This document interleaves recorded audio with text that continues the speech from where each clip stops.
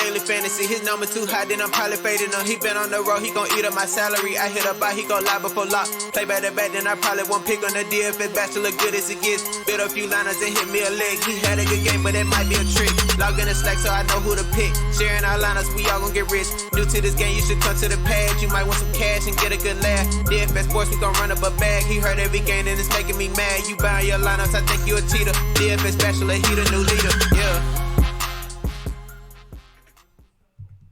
What is up, everyone? Welcome back to the Bachelor Pad. I, of course, am your host, the DFS Bachelor, and I am joined by our wonderful, big-brained League of Legends DFS analyst at League of Items, Mr. Mike. How you doing this morning, brother? Hello. Update everyone on how you all are doing, because a lot of people are worried about you guys. So my brother was showing symptoms, and then he broke a fever, and now he hasn't had a fever, I think, for a day or two. So it looks like he's fine, and none of us have gotten any worse, none of us have shown symptoms. So we think we're almost out of the woods, but it's like you need to wait the 14 days or whatever to know for sure. Yeah. So we're all just being like cautious. Yeah. So that's good. That's good news. Good to hear. Love hearing that. First things first, before we get into all of it, some house cleaning. First, thank you for all your support. Seriously, really do appreciate it, how the show continues to grow and all the positive feedback. And you guys checking out Mike's channel and his streams. His link to his channel is in the video description below. Don't forget to check that out. So thank you so much. If you're new to the channel, welcome to the team. Please be sure to hit that subscribe button down below. This is the last night for LCK, but the LPL is still in the quarterfinals, so there may still be some 2-game slates. Maybe we'll cover the single games on FanDuel, even though those are really choppy. Really choppy. But maybe, I know we're going to be maybe working on some Call of Duty videos. I have a guy in the Slack chat who's just had a beautiful sheet there. So lots of stuff. Hit subscribe. I truly appreciate that. You can follow each of us on Twitter at League of Items. At DFS Bachelor, we have, starters, etc. up. You'll also be able to see who we're following to get them, and you can follow, there's lots of ways to get information from our Twitter pages there. Also, my cousin is starting a really fun thing for esports and other things. You can bet on the weather, etc. For you Android users, Grin Gaming app, go check it out. They're doing a big giveaway on May 16th, $1,000 gift cards, etc. Lots of stuff, so be sure to check that out.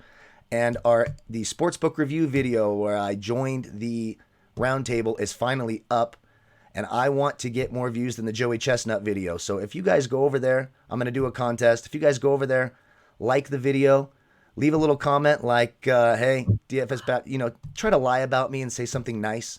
You don't have to say horrible things about me. I mean, it still counts. And I'm going to give away a $50 PayPal if that gets more views than the Joey Chestnut video. If you guys check it out, the link for that video will be in the video description below. You get to see me in a different way. I'm actually being interviewed instead of doing all the talking. You can see it's hard for me when I'm sitting there too. It's not easy for me. It's very different. So check it out. Talk to esports betting, handicapping, kind of, check it out. SBR video. The link will be in the video description below as well. I think I covered everything. Is that it? Yep. So before we jump into the last stuff, the next thing that I'll probably try to work on is EU Masters.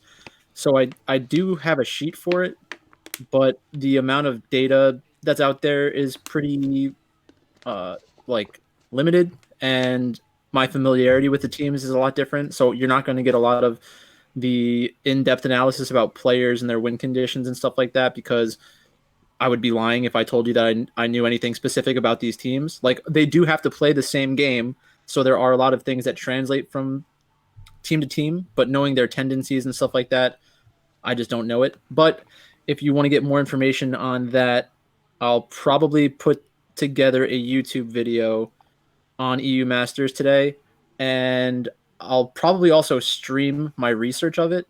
So if you want to watch that, then you can go to my Twitch channel, twitch.tv/The League of Items. And yeah, if you have Amazon Prime and connect your Twitch account, you get a free subscription. And then you can subscribe to me. So when I go live to explain EU Masters, you'll get a notification. There you go. Maybe we'll throw some videos together for that too once we have a better grip on what's going on. What is it, like a 2-week, 3-week tournament or something? 6 week? How long is that? So right now they're in the group stage, and I think it's like the first round. I would think it's a double round robin, but Right. like It'll kill some of that time before LPL comes back at the end of May. yeah, And then I think LCK is not starting back up till June. Did you see that? Is that right? June yeah, 17th. it's like 7.5 weeks. They pushed it back. So, but the LPL will be back. I believe May 20th is when they Yeah. are scheduled to start their summer Wait, slate. what'd So you it say? won't be long. You said May 20th. I think so. May 20th or May 22nd. It's one Okay. of those two. That's what it is right now, and I'm sure they could change it if they want to give these guys more time. I don't know right now, but that's what it's scheduled right now. Yeah, so EU Masters, I'd have to look at how much more time it is, but two of the groups just finished their first group stage, so we should be getting at least 2 more days of the group stage, I think. Gotcha. And some people are proposing like an LPL LCK tournament, so maybe they'll do something like that. Maybe there'll be some online stuff, but yeah, Yeah. the once if we have EU Masters for another couple of slates, then I'll be able to catch up once I actually start watching these teams play more than once, and then I'll be able to form real opinions about players. But for like in the short term, I'm not betting money on these guys like any Right. substantial money. Right. So They're one game sets. It is tough. For me, it's not my favorite league, but it is what it is. yeah, Also for that Grin Gaming giveaway I talked about, I'll have a link on Twitter as well. I already posted it a few days ago, but I'll do it again later today. And in your referral code, put referred by DFS Bachelor. The owner is my cousin, so we will probably be doing something special for the relatives because I'm helping him out. So it's important to do that. cool. Yeah. Good. All right. So 2-game slate. It is the finals in the LCK. It's the final match of the spring season. Genji versus T1. We talk about it. Of course, we'll know the starters for FPX EDG, the late game, well in advance. This game, we will know the starters before it starts. I mean, I think we can pretty confidently know who's going to start anyways. This is the finals. They're not going to get cute. But again, follow us on Twitter for that. T1 is the favorite, even though Genji was the number 1 seed coming in. T1 has beaten Genji twice in this spring split already. What do you think? What do you like tonight in Genji T1? So I prefer the T1 side because I think that their regular season wins over Genji are important to take into consideration, but they're not going to guarantee T1 to win. But T1 has looked pretty good recently. They beat Dragon X pretty convincingly, and it basically went according to my video that I put out, 5 reasons why Faker will beat Dragon X and go to the finals. Mm-hmm. So it was funny because in the first game, I think Dragon X was winning, and their decision making came back to just kill them because they tried to force a Baron when they really shouldn't have. And in my video, I went over a clip of Dragon X doing that against T1 during the regular season. So between that and their intelligent drafting, I think that T1 has a good grasp on the meta, and that's one thing that you can't really teach players and team. You can't really teach that to players, so that having a coach that understands the meta and will pick things that are good is important. I don't think that any team really has a champion pool advantage because everybody's really flexible in the champions that they can play. And yeah, so basically looking back at the regular season, they were the first time that they played in February was very low kill scoring. It was 12-4, 8-1, and 9-4. Right. But the second time they played, it was 12-8, 8-2, and then 18-3. So at least in the last game, T1 was able to get 18 kills, which is pretty good. Yeah, a lot of that was Canna as well from the top. He and Teddy were tied for the kill advantage in that overall match at 13. Just looking at this game, if you try to double stack the two favorites, FPX and T1, which is a popular way to play, people like to do that.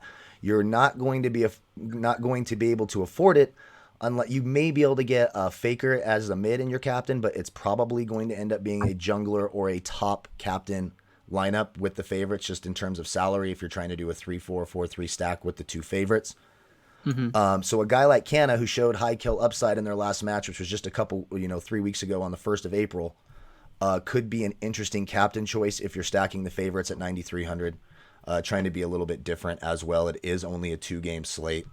So that's kind of how I'm approaching it. What about from the Genji side? Can we make a case? I mean, they are the number 1 seed. I know they've lost twice. When you look just at what T1 was doing to them, it looked like they really attacked their jungler or their top Rascal. They attacked on the top lane. He was killed 10 times. Highest death rate on the team for Genji. Do you expect them to continue that kind of? Is there any way for Genji to kind of counter what T1 did or they think they're going to do? Okay, so if there are definitely ways for Genji to win this series. If we go lane by lane, Kana versus Rascal is going to be pretty much a 50-50, but I'm pretty sure that Kana is the better player overall. He's been dominant in the 2 games over. He's outplayed him in both the games. Yeah. Pretty so handily. some of that is draft. Sure. Some of that is draft issues. So like it's basically like SKT is willing to put him in a good position to win, whereas that's not a priority for Genji, I think. It's not a priority for Genji to get the like preferred matchup for their top laner. So this was on April 1st. So let's see what the matchups were. So it was Ornn against Akali. So Kana had the better side, and then it was Kana on Sylas versus Ornn. So Kana had the better side again. And then the last game was Kana against Ornn. So that, again, he had the better side of that. So in this matchup, Genji is going to be blue side. T1's going to be red side. If T1 wants to, they can go for a counter pick every single game. Like that might be something that is beneficial for them, because we always talk about the benefit of being on blue side. But if you're a team that is drafting very well, then you can counter pick the enemy team. And there's two spots where T1 is going to try to do that, in the mid lane and in the top lane. Right. So if you look at the mid lane matchups for Genji versus T1, it was Faker on Azir, and then Faker on Tristana, which is a little bit different, and then Faker on Akali. So whenever Genji decides to pick Azir, like to blind pick a mid laner, so they're not showing too much, Faker's just going to instant lock Akali. Right. So that's a very big advantage for SKT, because if Faker blind picks Azir, he's not going to get countered by the enemy as hard as the enemy would be countered by him, you know? Sure. So like they could both play the same matchup, but I think Faker is going to do a better job of exploiting the matchup most of the time. Right. So that's one thing to watch out for. In the jungle, Genji probably has the advantage in the jungle, because Clid was on T1 last year, played out of his mind all year, and then went to a different team. So if this was a different sport, you would have the revenge narrative, and you'd be like, oh well, he knows all the secrets from T1. But Sure. in reality, that's not true. Like Sure. there's so much more to T1 being a great team. Like if the patch stayed the same for a year, then fine, Clid would know what they thought about this patch. But the game is fundamentally different from how it was a year ago. Right. When he was on the team. Right. So I wouldn't put too much emphasis on that. So I think top is basically a 50-50. The jungle, Genji might have a slight advantage. Mid lane, T1 has the advantage in my opinion, because even if BDD, who has had a great season, even if he's on the better side of a matchup, Faker knows how to lose gracefully and isn't going to get completely destroyed. That just doesn't happen very often. Right. Like I don't see that happening 3 out of 5 games, Right. for example. Gotcha. And then in the bot lane, I don't think there's a huge edge either way. Like Genji has gone back and forth between supports all season, so they probably feel like they don't have a great support, because you wouldn't do that otherwise. Right. It's like the 2 quarterback thing. Like if Yeah. you have 2 quarterbacks, you have none. Sure. So in my opinion, I think at most positions, if you have 2 players, you have none. Right. Because Both teams do this. Both teams are kind of like that with their supports. Well, Life played more T1, than yeah, T1 does it with their jungler, and Genji does it with their support, and it's yeah, it's probably more detrimental to have that kind of yeah, situation in the jungle yeah, because it's like the jungle is so important in the beginning of the game, right, whereas the support um is yeah, the support's almost never as important as the jungler is at any point in the right. game. And in fact, I believe the last game that Genji played, they played both supports. They benched. I want to say they benched Life in the first game, then brought him back in the second game. It was some sort of combination like that. Effort's been the guy lately. Effort's going to be the guy in the jungle or at the support, but the jungle, like Yeah, you talked about, it looks like it's going to be Cuz he's and he played well. 22 assists. You know, I'll always take 20 plus assists in a yeah, match, so he played well. It's probably going to be Cuz there, and then the support for me, the biggest question is what's Genji gonna? Who are they going to start? I think Effort. You know, I don't think Curry's even played at all in the spring, so. yeah. So the last time T1 played against Genji, it was life, life, life. And I know Yeah, that in one of their other series against who was it? Like a freak of freaks, I think. They played Kellen the first game and they lost, and then they played life the next two games. yeah, yeah, So exactly. yeah, that one screwed me over a little bit. I But like the T1 side. I don't think I'll have a ton of Genji. A little bit, of course. It's a 2 game slate, so almost anything goes. But like the side that's preferred is T1. I think T1 wins. I yeah, think T1's. I mean, no matter what you do, you're going to get your team from this game probably. Mm-hmm. I think that the low kill upside is pretty scary. So again, we're looking for the games not played bonuses, and if you're looking for that, you really want it to be in the top and support. Like Right, those are the two spots that are going to be the most highly benefited. right. The only time that you're going to get screwed over by that is if you pick like Kana and then Kana doesn't have any carry performances and then Gimgoon goes off. Mm-hmm. Like so you would want to have exposure to both top laners. You don't really need exposure to both supports unless one of the supports goes out of control. Because Right. basically you're going to want 4 players from the Chinese match. Yep. At least 4 players from the Chinese match. Like That's all you can have. Well, yeah, unless you one off the other team. exactly. Unless you game stack it. Sure. Yeah. So, Yeah. so you probably want to do. I'm not sure. I haven't looked at roster construction yet, but you're gonna have to get you like the chances of you chopping this is like so high Sure. because if I think that T1 and FPX are like even if I just locked in FPX, you could easily make 150 different lineups. Maybe not easily. You Yeah, could easy. probably make 150 lineups You could. with FPX and Genji and then FPX and T1, Mm-hmm. but it's a lot of them are going to be shitty, Mm-hmm. and I'd have to look at that. I actually don't know if you could. Well, I just know if you go FPX and T1, you're gonna have to be. You're not gonna be having 80 carries.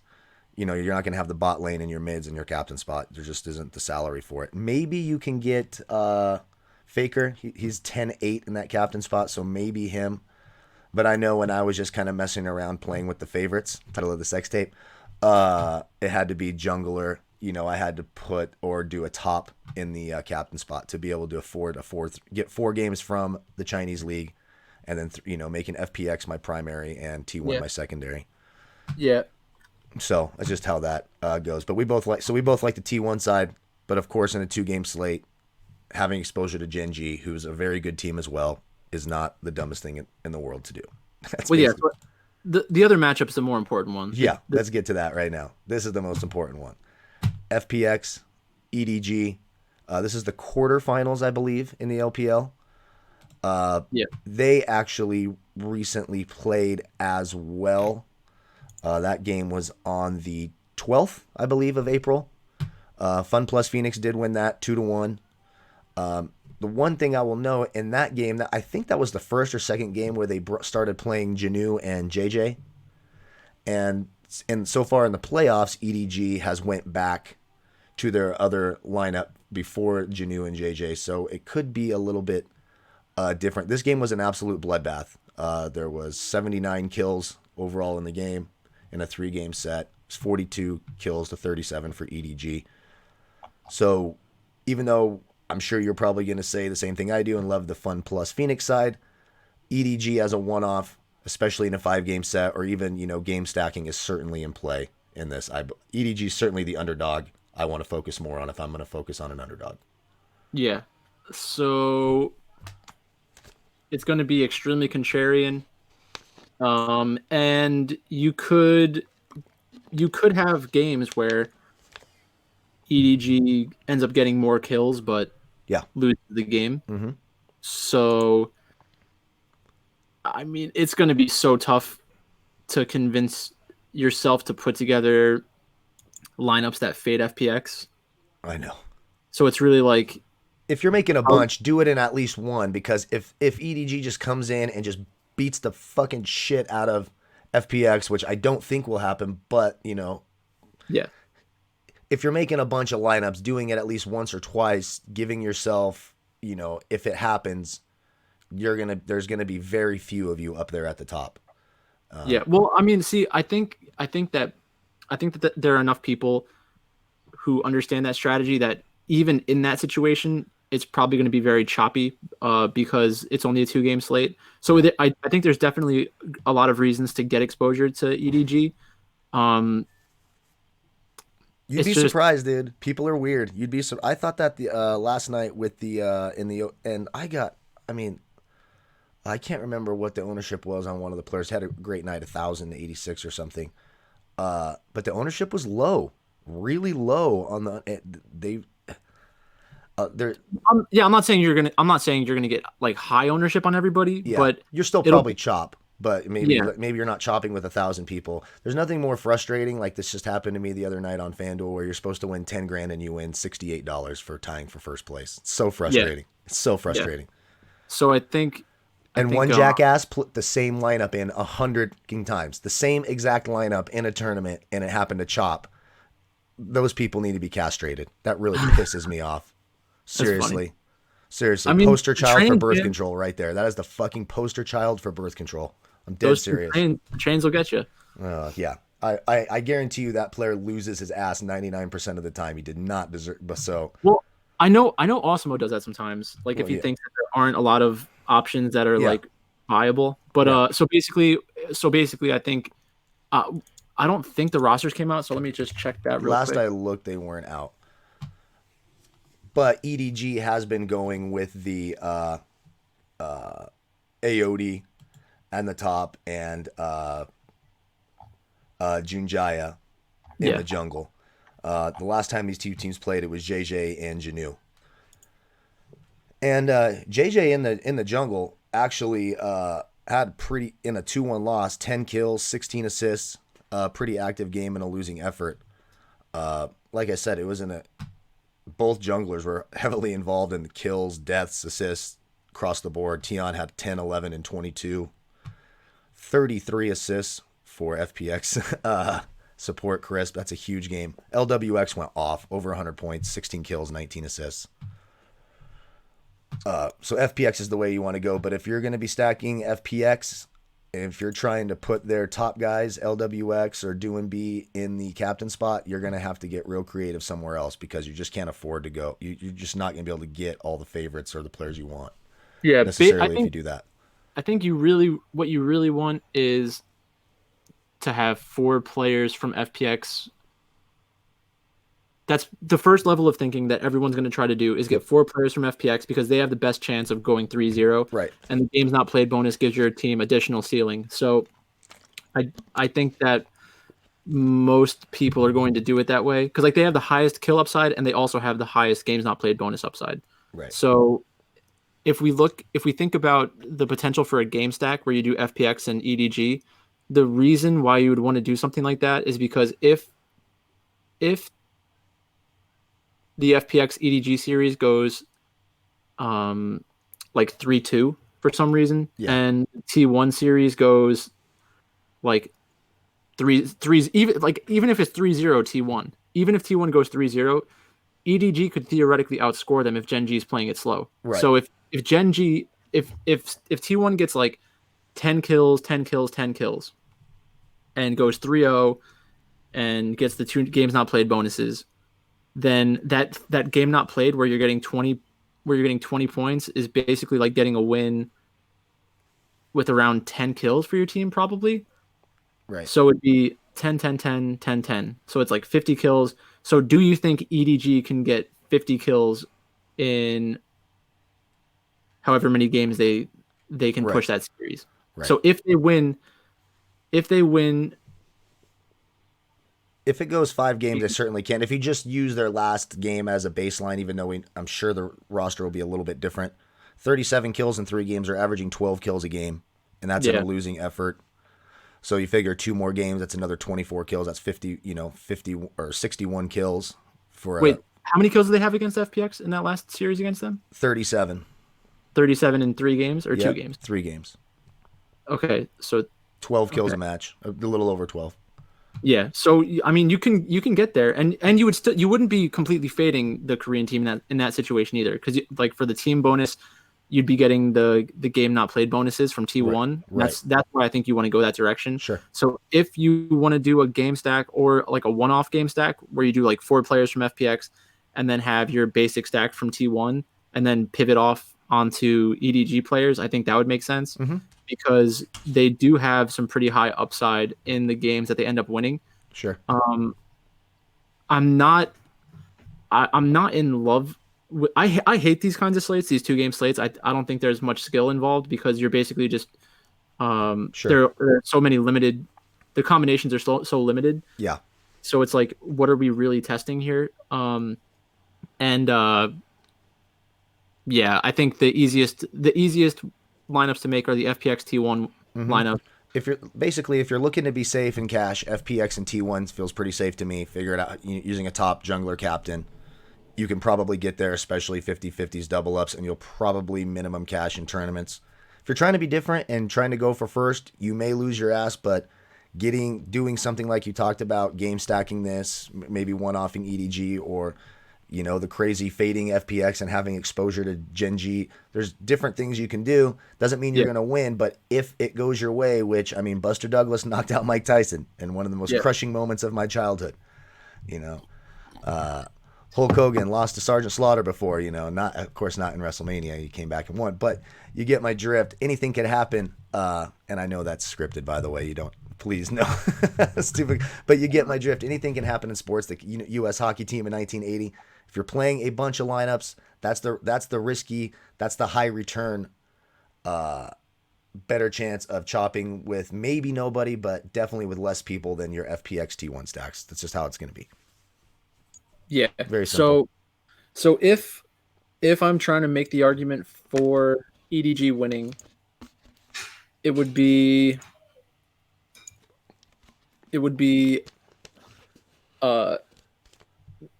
FPX letting Audi play Mordekaiser a few games, and then losing 1 or 2 of the. So let's say game 1 they give up Mordekaiser and then they lose against Audi. Then game 2 they take away Mordekaiser and they lose again.